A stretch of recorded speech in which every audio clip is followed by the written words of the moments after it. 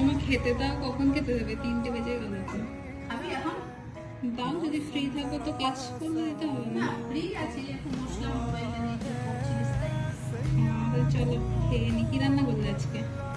রান্না আছে, ডালটা তো কম্পালসারি, এখন তো নতুন না, রোজ রোজ ডাল। আগে কিন্তু ছোটবেলায় খেতে চাইতিস না, যাই হোক সুপ ডালটা আছে। লাগে এখন আর খেতে বসেই বাদ বাকি দেখিস কি আছে। আচ্ছা, দাও দেখি।